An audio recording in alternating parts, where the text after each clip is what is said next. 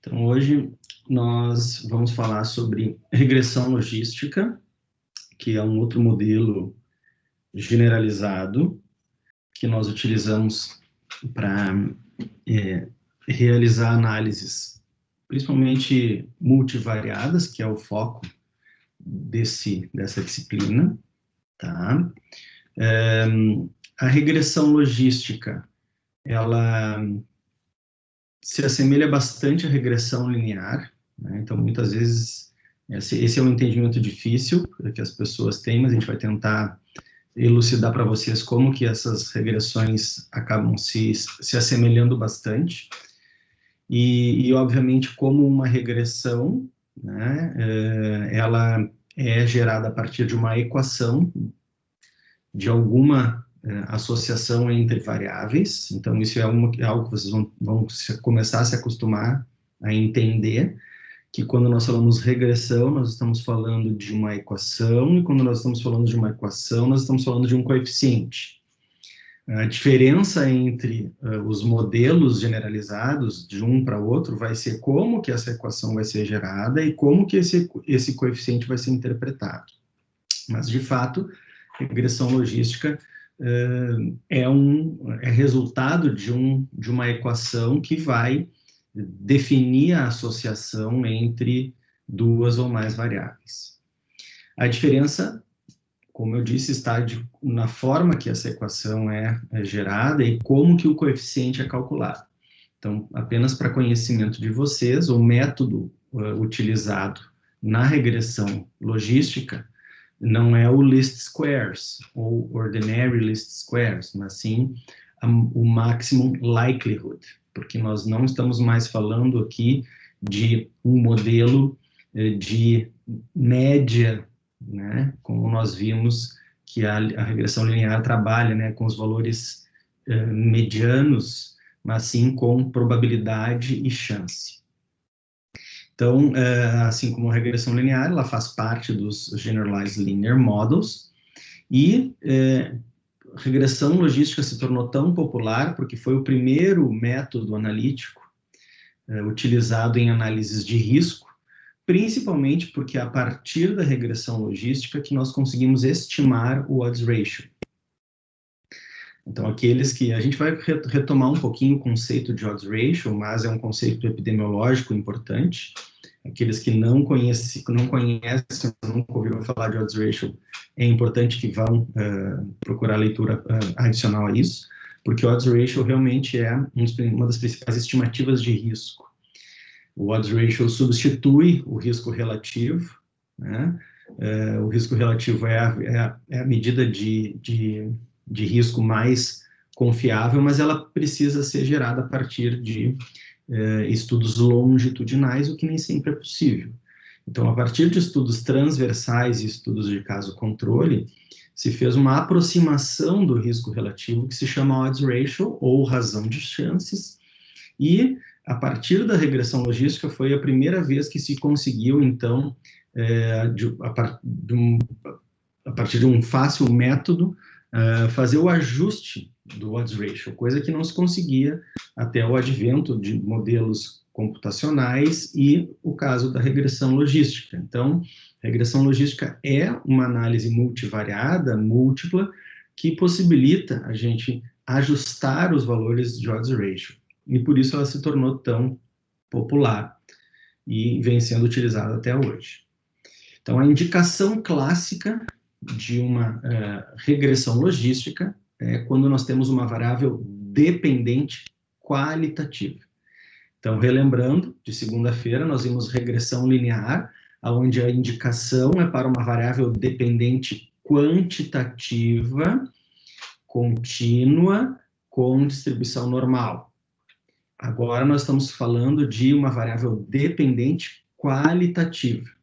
Nós temos vários tipos de regressão logística. A mais comum delas trabalha com uma variável dependente dicotômica ou binária.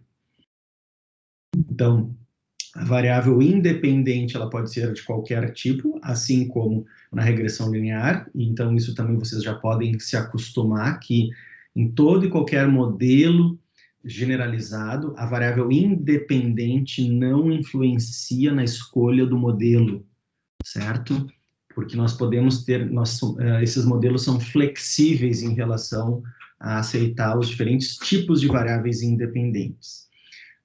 A definição do modelo está realmente na identificação da variável dependente na sua distribuição e no seu comportamento. Então, os tipos de regressão logística que nós temos regressão logística nominal dicotômica, que é a regressão logística binária.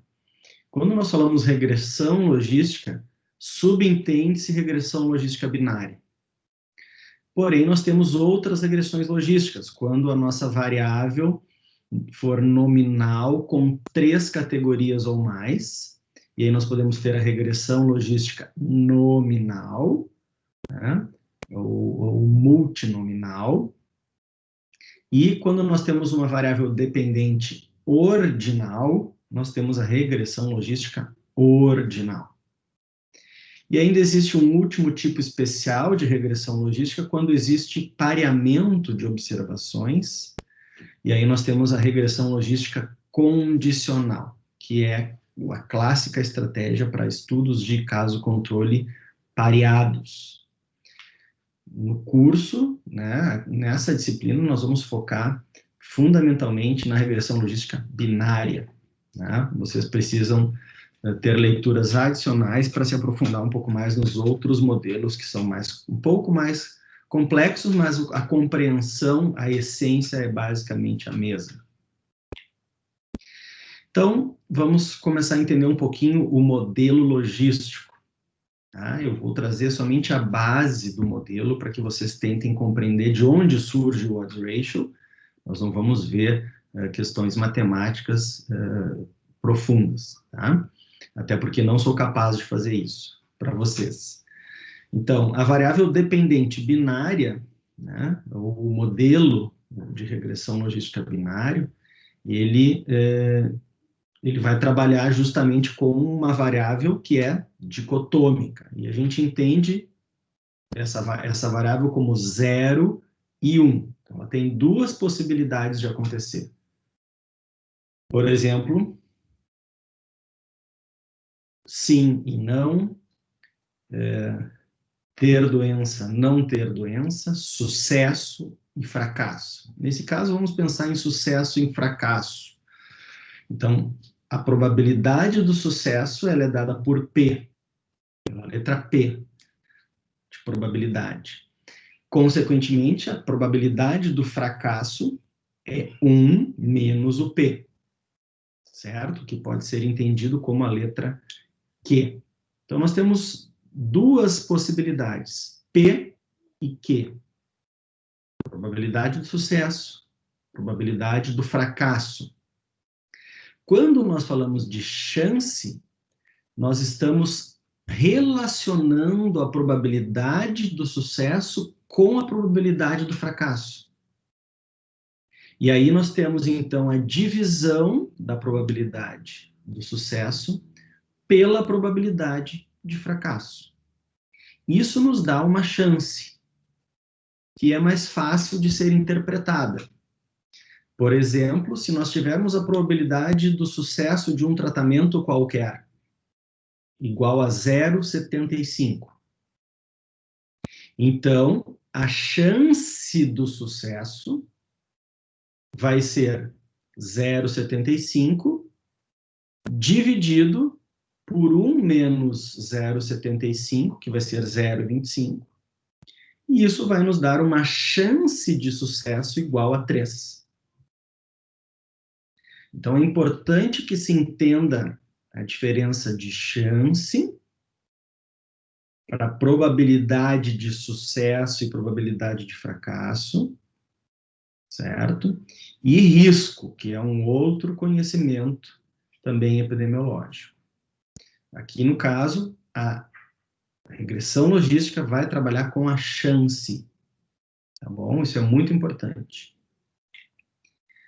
Então, a chance que é dada pelo odds ratio, né, que também é chamada razão de chances, porque ela é calculada justamente pela divisão das probabilidades. Aqui nós temos um exemplo eleitoral, né, de cálculo de razão de chances para a opção de votos na época das eleições presidenciais da Dilma e do Serra, e homens e mulheres. Então, o odds ratio, ou as chances, são classicamente calculadas a partir desse tipo de tabela, que é uma tabela de 2 linhas por 2 colunas, ou tabela 2 por 2. Então, a chance, ou a probabilidade de homens votarem na Dilma, né, é dada justamente pela probabilidade do sucesso, entre aspas, que é a probabilidade de votar na Dilma, dividido pela chance de fracasso, que no caso é a probabilidade de votar no Serra.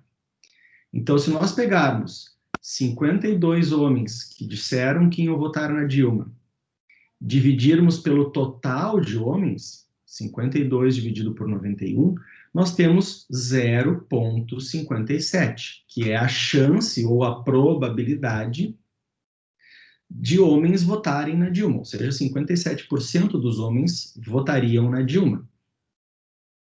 Se 57 votam na Dilma, 43%, ou 0,43, votam no Serra.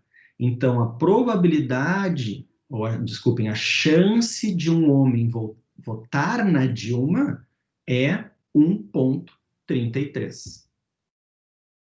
Então, nada mais é do que dividirmos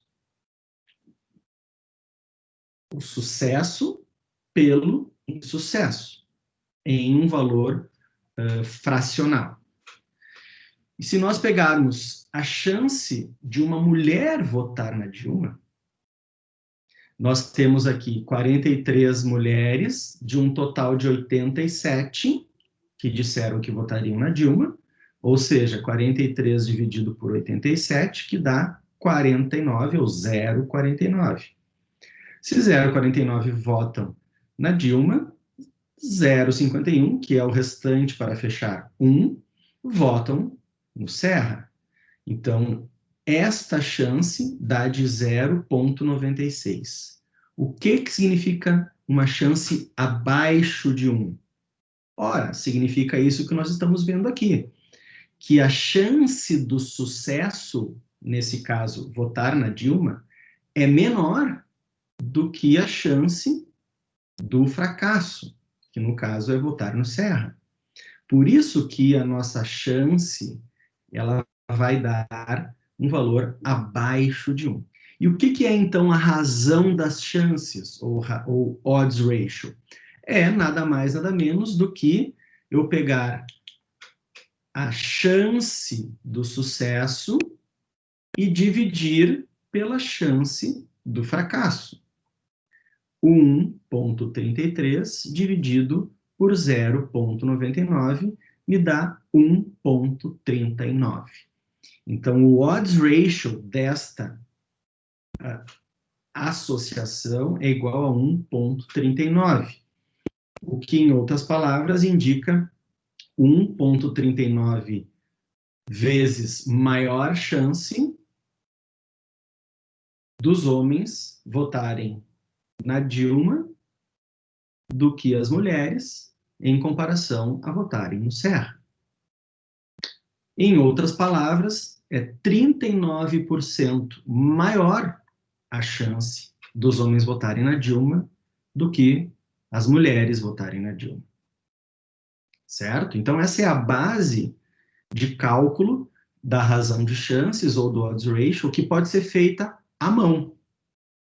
Bom, mas então por que existe a regressão logística? Bom, existe porque eu não posso fazer um cálculo à mão, hoje em dia, né, e já há bastante tempo, se eu tiver aqui não somente o sexo como variável, mas se eu tiver aqui renda, educação, região onde mora no país, idade, né, uma série de outros fatores que também podem confundir a associação entre o sexo e o voto. Então, para isso que existem modelos de regressão logística para ajustar e para fazer um modelo multivariável, ajustando os odds ratios. Então, como qualquer regressão, nós vamos ter uma associação, que é dada por este gráfico, entre a probabilidade da minha variável y, do meu desfecho, da minha variável dependente. Nesse caso, a nossa variável dependente é expressa através de uma probabilidade, nós não temos aqui um valor contínuo, uma quantidade mensurada, como é no caso da regressão linear. Então, no eixo y nós temos uma probabilidade, e no eixo x nós temos uma variável independente qualquer. Então, se nós tivéssemos uma regressão linear, a nossa associação ela é dada por uma reta, que está aqui em vermelho. Mas nós não temos uma relação linear, nós temos uma relação de probabilidades de um desfecho 0 e 1, que é dada por essa curva logística. Certo? Então, nós não podemos fazer relações diretas com um coeficiente beta de uma regressão logística como nós fazíamos a partir de uma regressão linear. E a equação desta curva logística, que não é mais uma reta, mas é uma curva, como o próprio nome diz, ela é dada por P, né, que é a nossa probabilidade, igual a 1 dividido por 1 mais E elevado aos nossos coeficientes da equação. Então, olha lá onde onde estão nossos coeficientes na regressão logística. Eles estão no exponencial da constante E, que é o número neperiano, que é a base, é uma constante, é um número como o número π, todo mundo conhece o π, mas o número neperiano realmente ele é menos conhecido, mas ele é o número mais utilizado em modelos exponenciais. Tá? É a base do logaritmo natural, que nós chamamos, como tem o logaritmo na base 10, tem também o logaritmo natural ou logaritmo neperiano. Então, esse é um valor, uma constante, e esse valor é exponenciado pelas constantes da nossa equação. Então, diferentemente de uma equação em primeiro grau, que é a equação da regressão linear, aqui nós temos os coeficientes lá em cima do nosso exponencial. Isso vai ter uma consequência, logo mais vocês vão ver qual é.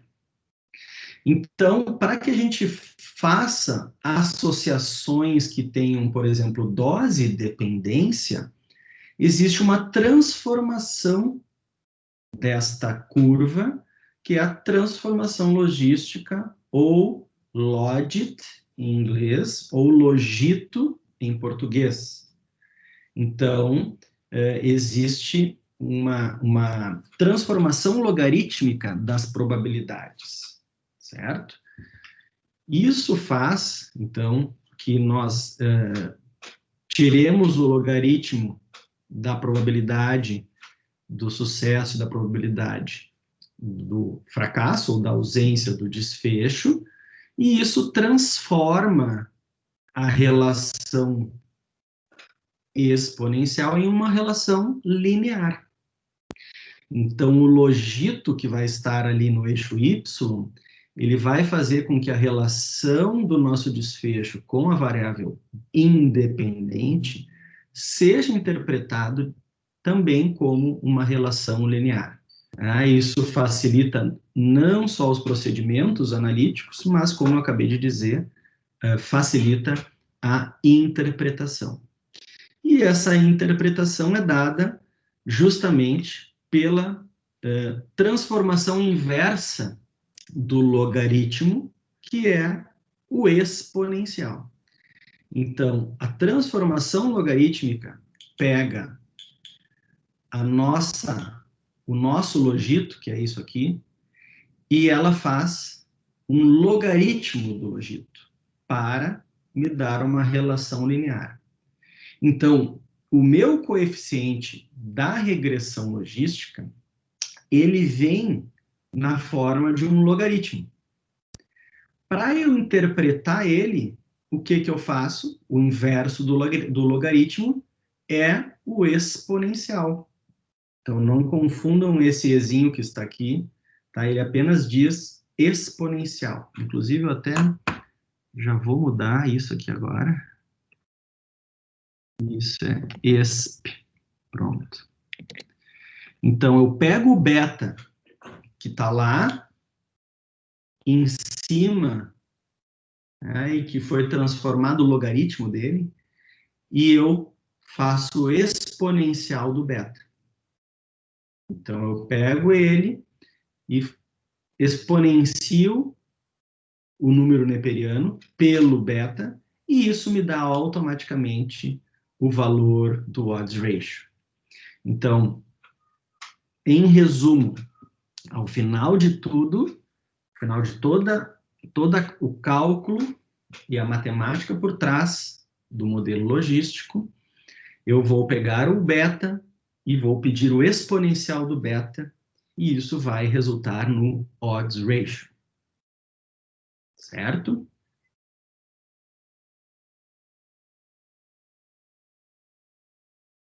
Dúvidas até aqui?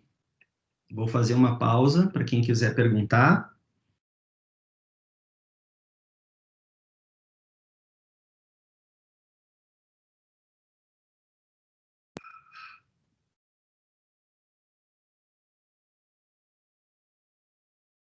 Oi, Alex. Gustavo aqui. Não?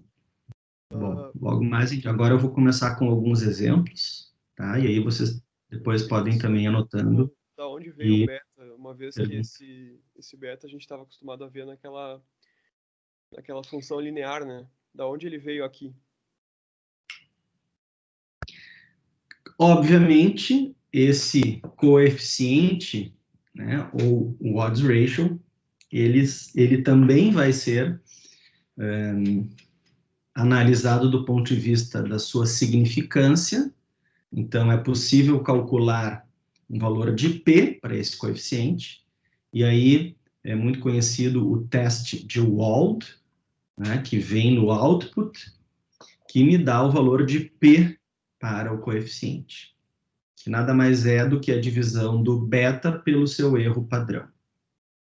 Tá? Então, eu vou ter um coeficiente, eu vou ter o exponencial desse coeficiente, então esqueçam o coeficiente em si, ele não é interpretável, assim como o beta da regressão linear é. O que eu interpreto na regressão logística é o exponencial do beta, que me dá o odds ratio. Eu vou ter, obviamente, um intervalo de confiança do odds ratio e vou ter um valor de P, ok? Então, vamos ver um exemplo de um output do SPSS.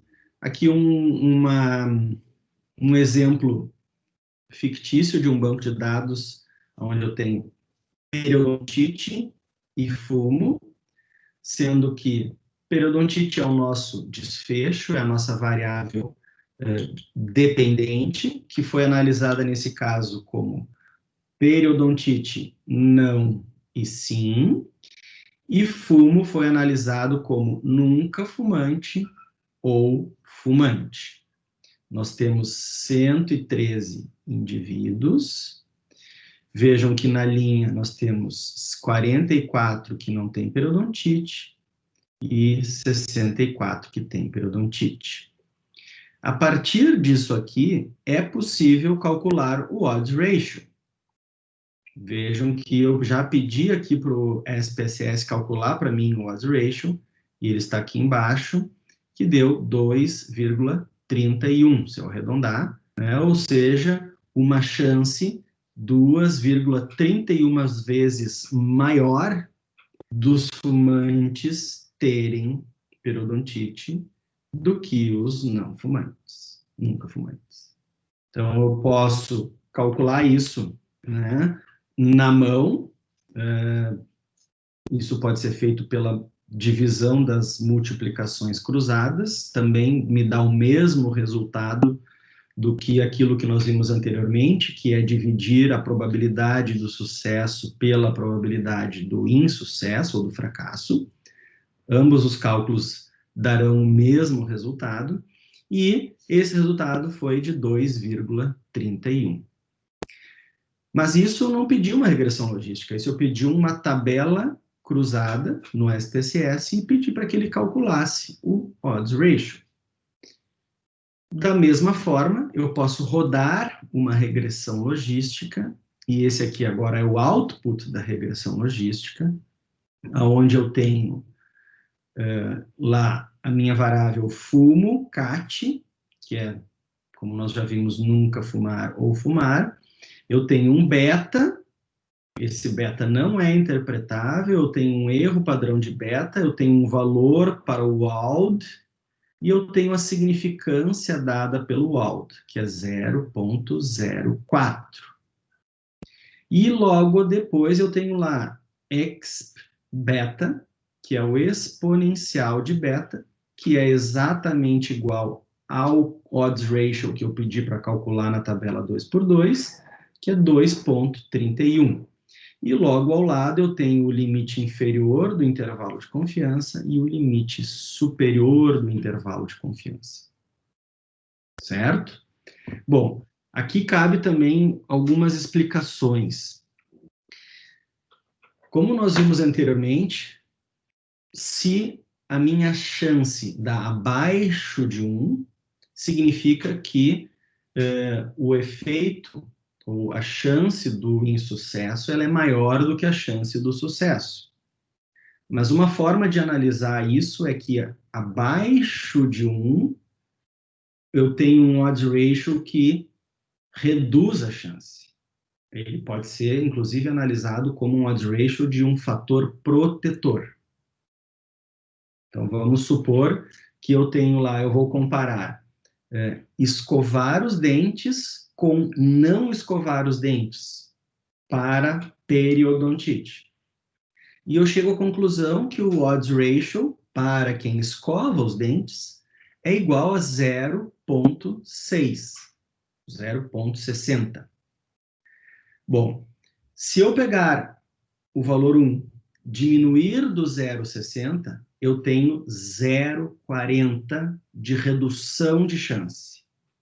Então, a interpretação do odds ratio abaixo de 1, eu diminuo esse valor do total 1 e tenho a redução da chance ou a redução de que ocorra a doença. Então, nesse caso fictício da escovação, eu diria que quem escova os dentes tem 0,4 vezes chance a menos de ter periodontite do que quem não escova. Em outras palavras, eu digo que quem escova os dentes tem 40% menos chance de ter periodontite do que quem não escova os dentes. Ok? Outra questão importante é que, se o valor 1 é o divisor da chance reduzida e da chance aumentada, quando o meu intervalo de confiança cruzar pelo 1, significa que a minha variável independente ela tem tanto chance de aumentar a doença, quanto chance de reduzir a doença. Em outras palavras, eu digo que não existe uma chance significativa, uma associação significativa. Então, vejam nesse caso que o intervalo de confiança ele não cruza o valor 1. Ele está sempre acima do valor 1, de 1,02 até 5,21. Qual a interpretação desse intervalo de confiança? Bom, na minha amostra, eu encontrei que a chance dos fumantes terem periodontite é 2,3 vezes maior do que os que não fumam. Mas essa chance pode ser de apenas 2%, Oh, Alex, mas de onde é que tu tirou 2% agora? Não, é que 1,02 é a mesma coisa que dizer 2%. Então, ela pode ser de somente 2% ou pode ser de até 5,2 vezes maior.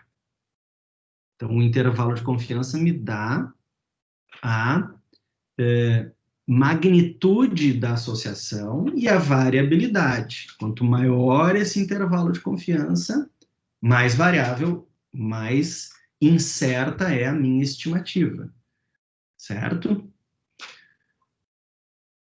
Tudo bem até aqui? Alex? Vamos começar a complicar um pouco. E se eu tiver uma variável independente com mais de duas categorias? Que até agora eu falei de tabelas 2 por 2. Pois bem, em tabelas 2 por M, né, que indica mais de 3 colunas, eu não consigo calcular odds ratio. Mas a regressão logística consegue. Então, essa é uma outra vantagem da regressão logística. Então, vamos ver como que vai ser o output de uma regressão logística. Eu terei um odds ratio, ou melhor, um coeficiente para cada uma das categorias. Consequentemente, eu terei um odds ratio para cada uma das categorias. Então, fica fácil e fica a mesma interpretação. Eu vou ter lá no meu output um beta, um erro padrão, um out, os graus de liberdade e a significância. Vejam que também tem uma constante, que nesse caso nós não vamos, nesse momento, interpretar, mas como em qualquer regressão, eu tenho uma constante na equação. E aqui estão os meus odds ratios, no exponencial de beta. Então, eu tenho lá 7,46 e 9,6. Olhando aqui as idades, as categorias, eu tenho que conhecer essas categorias, eu estou dizendo para vocês. A minha categoria de referência é pessoas abaixo de 25 anos, depois eu tenho de 26 a 50 e pessoas com mais de 50 anos. Então, eu posso dizer que a chance de ter periodontite dentre os que têm de 26 a 50 anos é 7,5 vezes maior comparado aos que têm abaixo de 25 anos. Da mesma forma, os que têm mais de 50 anos têm 9,6 vezes mais chance de ter periodontite do que os que têm abaixo de 25 anos. Então, vejam que eu estabeleço uma categoria de referência e os meus odds ratios são comparados a essa categoria de referência. Isso é o que nós falamos, né, na outra aula, que é uma variável DUMI, né, ou uma variável categórica, que seria basicamente a mesma coisa, certo? E aí, vejam lá que elas são altamente significativas, o valor de P, quando não aparece números, significa que o número 1, que seria o menor, está muito distante da quarta casa depois da vírgula, né? Então, ele é altamente significativo. E eu tenho aqui meus intervalos de confiança. Vejam que os intervalos de confiança não passam pelo 1, mas, por outro lado, eles são intervalos de confiança bastante amplos. Vejam, na categoria de idade mais alta, ele vai do 2,74 até o 33,59. Alex, mas isso é bom, porque significa que pode ser até 33 vezes maior. Não, isso não é bom, e nós vamos ver logo mais por que isso não é bom. Mas, como eu já disse, isso indica muita instabilidade do coeficiente, no caso do odds ratio, porque eu tenho uma variabilidade muito grande. Mas nós já vamos ver o que dá essa variabilidade. Por fim, se eu quiser avaliar a idade como uma variável contínua. Eu também não tenho como calcular um odds ratio, porque eu não tenho uma tabela 2x2, ao passo que eu tenho uma variável independente contínua. Então, vejam que eu posso gerar uma média da idade para aqueles que têm ou não têm periodontite. Então, periodontite, eu tenho aqui, ó, os que não têm, eles têm 28 anos em média, e os que têm periodontite têm 41 anos em média. Então, é visível que também, quando eu analiso a idade através de uma variável contínua, quantitativa, eu tenho uma idade maior dentre aqueles que têm periodontite, tá? Então, eu posso rodar também um modelo de regressão logística com idade sendo uma variável independente. Então, vejam lá que eu vou ter um coeficiente beta, de novo, erro padrão, o odd, e a significância. Altamente significativo. O exponencial de beta, que é o odds ratio, é igual a 1,07.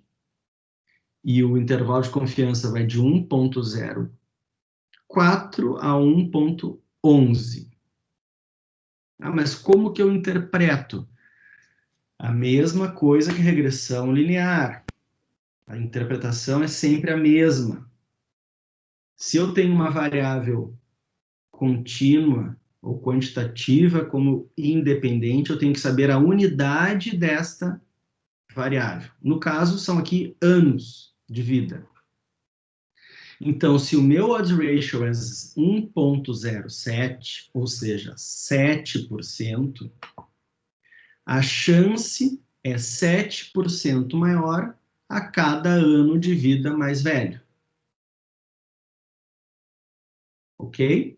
Então, a cada ano de vida, eu aumento em 7% a chance de ter periodontite. Ah, e o raciocínio, se eu multiplicar por 10 anos, é a mesma coisa que na regressão linear? Sim, é a mesma coisa, porque o raciocínio matemático é o mesmo. Então, se eu posso dizer que a cada 10 anos, eu tenho 70% mais chance de ter periodontite. Uma observação importante, não sei se vocês já notaram, mas o intervalo de confiança, ele é bem pequenininho. E isso é uma característica, né, que deve se observar nas variáveis contínuas independentes. Se o intervalo de confiança for muito grande numa variável contínua, algo está errado. Então, é esperado que o intervalo de confiança seja mais estreito. Mais uma vez, lembrando que eu devo estabelecer claramente a unidade de medida dessa variável independente para poder interpretar o odds ratio. Não sei se vocês estão ouvindo, mas deve ter algum barulho aí de obra, tá, gente? Não reparem, como sempre, né?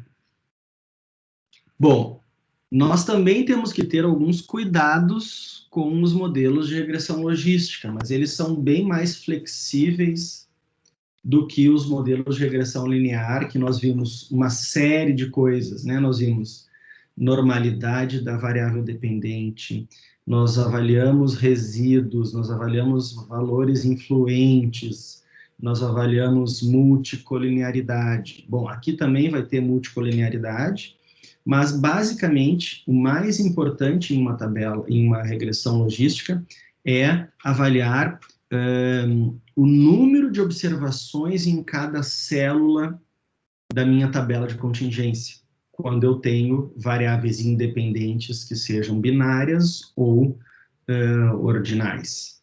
Né? Porque o que me dá uma instabilidade no modelo e no intervalo de confiança são poucas observações em uma ou mais células da tabela. Então, aquele intervalo de confiança grande da idade era consequência de um número pequeno de observações, vejam aqui 5 observações apenas, nos que não tinham periodontite com idade acima de 5 anos. Então, eu tenho não somente poucos indivíduos acima de 50, que são somente 23, mas eu tenho também poucas observações em uma das células. Consequentemente, o meu intervalo de confiança ele vai ser instável, ele vai ser muito amplo. Então, esse é um cuidado muito importante. Então, a primeira coisa a se fazer quando eu rodo uma regressão logística de variáveis qualitativas é rodar a tabela de contingência e avaliar a distribuição ou número de observações dentro de cada célula. E, como consequência, eu vou analisar também o tamanho do intervalo de confiança do odds ratio, né, analisando sempre o limite superior, que se for muito alto, talvez eu tenha uma inadequação do modelo.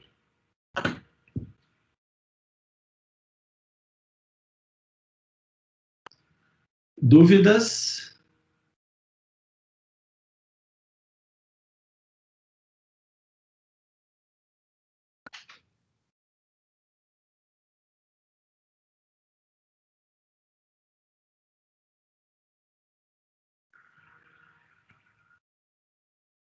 Peraí, galera. Eu não estou ouvindo vocês mesmo. Alguém falou aqui. Desculpa, eu não ouvi vocês. Então, vamos lá. Agora sim, vamos abrir para discussão. Oi, Alex, tá escutando? Agora tô, galera. Desculpa. Minha dúvida de antes era em relação ao beta. Eu não entendi muito bem, assim, como obter ele... Pelo que eu entendi, ele está relacionado ali ao... Na verdade, para tu obter o beta, né, tanto na regressão linear quanto nessa, tu tem uma cascata de cálculos matemáticos. Eu não mostrei para vocês a cascata de cálculos matemáticos, tá? Sim. Porque na minha ótica isso não é objetivo, tá? Sim, deixa eu reformular minha pergunta, então.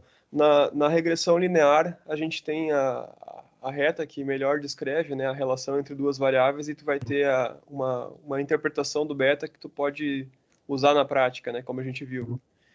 Nesse caso, na regressão logística, a gente tem o odds ratio, que acaba sendo relacionado ao beta, né?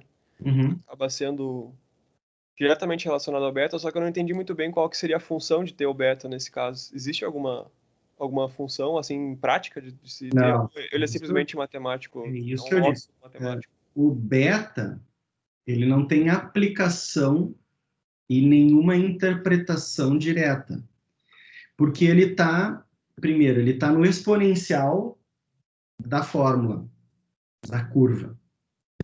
Daí essa fórmula, ela é tirado um logaritmo dessa fórmula. Tá? Então, o beta, ele vai acabar sendo transformado em logaritmo. E aí, um valor em logaritmo nunca tem uma interpretação direta. Então, para interpretar ele, tu faz o inverso, que seria exponenciar esse valor. Então, esse beta de regressão logística e o beta de outros modelos exponenciais, que o Roger vai falar para vocês, que é a regressão de Poisson, regressão binomial negativa, modelos inflados de zero, ou regressão de Cox, nenhum desses modelos, o beta tem interpretabilidade. Tu sempre vai ter um exponencial dele que vai te dar a aplicação que tu quer. No nosso caso da regressão logística, é o odds ratio. Beleza, obrigado. Oi, Alex, tá ouvindo? Tô ouvindo. Oi, aqui é a Natália. Uhum. Em relação à interpretação dos resultados do odds ratio, né? Sempre que a gente tiver um resultado tipo 1,07 ou 0,07, a gente vai explicar em forma de porcentagem, né? E aí, se for 2, alguma coisa, tem alguma forma de explicar também como porcentagem, ou a gente sempre vai falar 2,3 mais chance? Obrigado pela pergunta. Essa é uma pergunta, né? Não faz muito sentido tu falar assim, ó, 250% de chance, 300%. Tu até pode, Tá. né? Mas é mais fácil tu passar a informação em o número de vezes maior de chance. Então, quando passa do 2, né, eu costumo, e é meio que regra, a gente dizer, olha, tem 2 vezes mais chance, tem 2,5 vezes mais chance, 3 vezes mais chance, 5 vezes mais chance. Tá? Então, eu costumo dividir em 3 interpretações. De 0 a 1, redução de chance. De 1 a 2, percentual aumentado de chance. E de 2 para cima, número de vezes maior de chance. Tá? Então, eu costumo dividir dessa forma, inclusive a maneira com que eu escrevo os resultados, costumo tentar dar esse toque para o leitor. Beleza, obrigada. De nada. Professor Alex. Oi, Alex. Desculpa, pode ir. Não, pode. Só para encerrar, isso que... Andréia, só um pouquinho, a Andréia botou, o odds ratio igual a 1 é a mesma chance. Sim, é a mesma chance. Por isso que quando o intervalo de confiança passa pelo 1, significa se ele for igual a 1, eu tenho exatamente a mesma chance de sucesso dividido pela mesma chance de insucesso. Por exemplo, se a chance do sucesso for igual a 0,50, dividido por 0,50 de insucesso, o meu odds ratio vai ser igual a 1.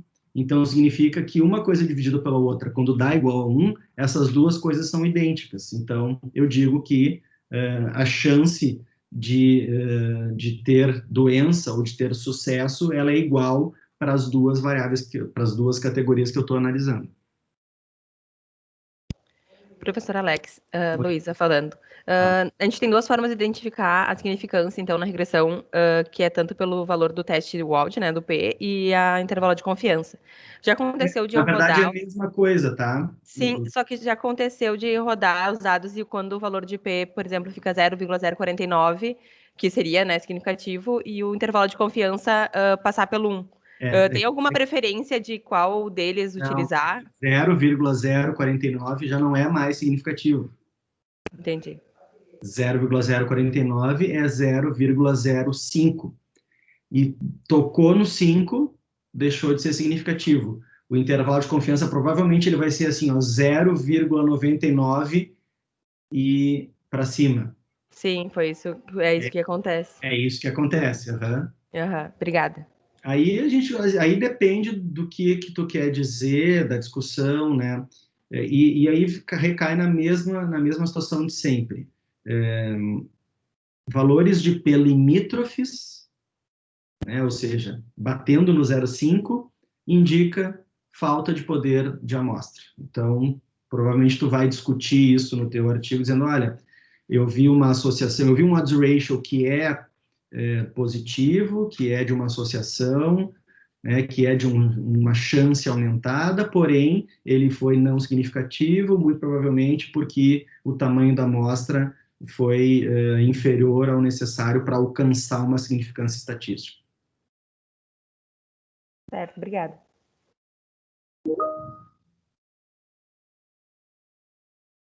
A Dayana Gouveia perguntou se eu tiver um intervalo de 1 a 1,03 e um P igual a 0,02. Isso não vai acontecer. Não sei como aconteceu para ti. A não ser que seja esse 1,00 e tu estiver trabalhando com uma variável contínua como independente, tá? E aí o que acontece? Se a tua variável contínua for uma variável contínua que tem um range, então é isso. Se ela tem, por exemplo, se ela for uma variável que vai do 0 a 10 mil, tá? Então, do 0 a 10 mil eu tenho uma variação muito grande para um desfecho que é sim e não. Então, por exemplo, número de dias.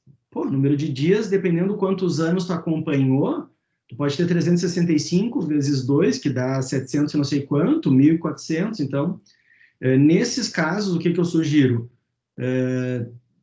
Trabalha com a tua variável em faixas, mas bota ela no modelo como contínua, não bota ela como categórica. Pega lá o número de dias, em vez de botar o número de dias, bota o número de meses. Divide o número de dias por 30 e calcula o número de meses. E aí tu vai ter uma diminuição da amplitude da tua variável independente, consequentemente o teu odds ratio ele vai aumentar um pouco. E aí ele não vai ficar 1,00000001 e a 1,03. E aí o teu P vai ser significativo, as pessoas vão ter dificuldade de entender. É uma questão de apresentação dos dados só, tá? De nada. Davi, tô te cortando, não queria perguntar aí. Não. Então, e eu queria perguntar porque no livro fala de distribuição logística. Uhum. É diferente a distribuição normal? Claro, a distribuição logística é aquela curva em S Tá, que eu mostrei, a curva logística. tá, desculpa. Só Né? isso. Assim como vai ter a distribuição Q quadrado, né, que tem outros formatos de curva, e vocês vão ver também a distribuição binomial, que o Roger vai trabalhar com vocês nos modelos exponenciais ou modelo binomial, né, que é regressão binomial negativa, por exemplo, ou regressão de Poisson.